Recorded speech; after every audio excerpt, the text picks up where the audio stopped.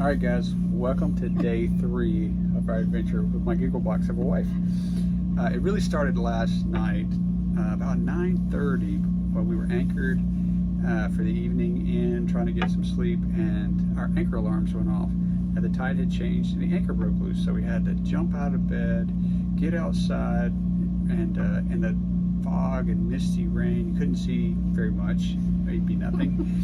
And anyway, get the boat re-anchored again. We finally got it down, but because of that, we didn't get a lot of sleep. We were kind of monitoring it, every hour or so to make sure that it wasn't moving. I think I slept for 3 hours, so she didn't sleep much. So anyway, that got the evening started. But then, so we got started early in the morning. We were up about, 4 o'clock. We moving around at 5. We were waiting for the sun to come up, and we had dense fog. And we were kind of waited till about 6:15. We're kind of sitting down the bow, waiting to pull the anchor to take off, and it cleared up enough that we could leave, and so we headed out about 6:15 this morning. And the drive out from Cameron Loop was really cool. We saw lots of dolphins, and they would swim across our boat, and then somehow or another come up underneath, and then breach the water in front of the bow. So it was pretty cool. We were like enjoying that. I tried to videotape. I got a couple of them, but I didn't get anything that was worth it. Yeah. So then we went outside into the Gulf for about 6 miles, and then it was a day when it was supposed to be very rough, and we were having to go around the lock that was closed and backed up the previous day. So we went out in the Gulf about 6 miles and turned basically due east and ran that line intention of 70 or 80 miles, and then we returned back in. So that's how it started. That is kind of how it went. There was a lot in between though. Okay, we did our Bible study, so everything was going well. We were like, those engines were cranked and we were rolling, and we were actually kind of rocking and rolling. I made a video for the family of me trying to put peanut butter and jelly sandwiches together. I'll have to edit, it's kind of long.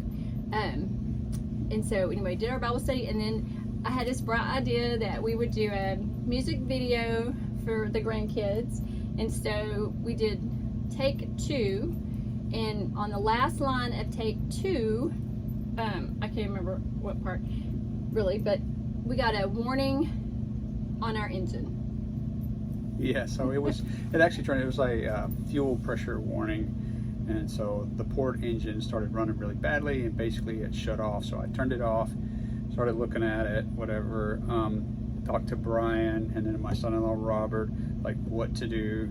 And that, so basically had air bubbles in the fuel, so it wasn't running. So we basically made the decision to just run the starboard engine for the next 5 hours, which made us go even slower, and limped in basically for the rest of the trip today.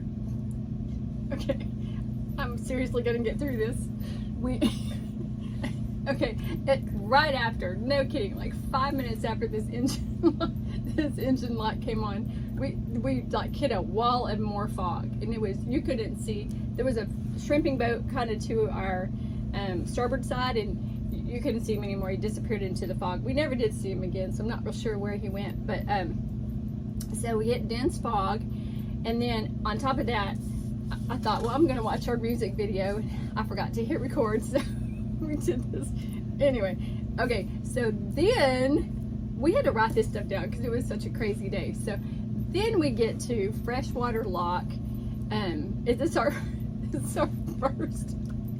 first lock. And John called the guy and he said, we've never done this before because everybody told us, be honest, they'll help you. So John told the guy, we've never done this before, so any help you can give us would be great. And we're coming in on one engine, so we're at a little disadvantage.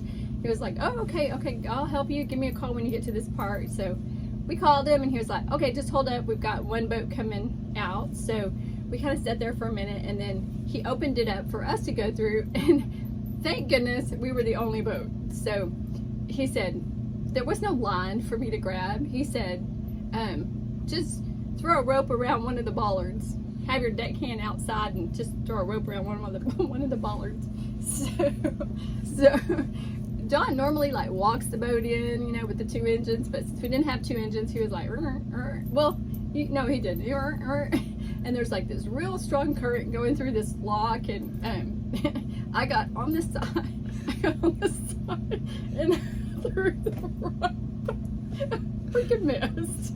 And he's trying to like get me over on the side. I threw it, I missed again. I kept missing, and then the front anchor kind of hits the lock wall. So I ran up there and I grabbed the bow line and I threw the bow line over, and of course I hooked that one. So My gosh. so much. Can I finish this for you? Nick, Okay, so we're in the lock and she's got the rope Oh out my there. gosh. But we kind of start to swing, you know, kind of sideways. So we were kind of across the lock like that. Luckily, we're the only ones in it, so it doesn't really matter. they did not help us at all. And we got no help from the lock guys. They were probably just sitting there laughing at this girl out here trying to lasso this baller. and him trying to get it over there. Wait, anyway, so y'all, I turned around and I'm like standing. What are you saying? I'm like standing still because I got the rope, and John.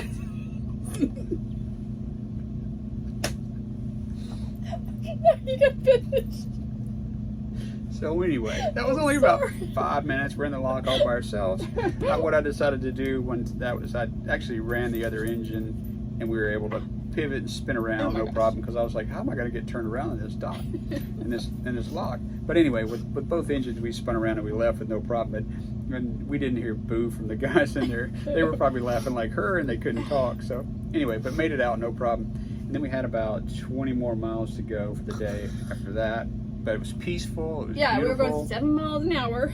You know, running on one engine. And anyway, made it to Shell Morgan Landing, I think it was. Yeah. And luckily, we made it right before dark, and we were able to get docked, no problem, up against the wall. Even though Concrete there's wall. like a concrete wall, but we're docked. We're no anchor issues for the night, so hopefully we can sleep. And there was, you know, we're in South Louisiana, so it was millions of mosquitoes out there. So it was like all we could do to get in and out and get that everything hooked up. But we're in and we're safe. The end of day 3. Yes, and we may just stay here for another day. John cooked chicken, but I don't really care. I'm just ready to go to shower and go to bed. So Yeah, so we'll shower and then we'll eat, and then tomorrow I'll worry about fixing the fuel stuff. So anyway, talk to you guys tomorrow.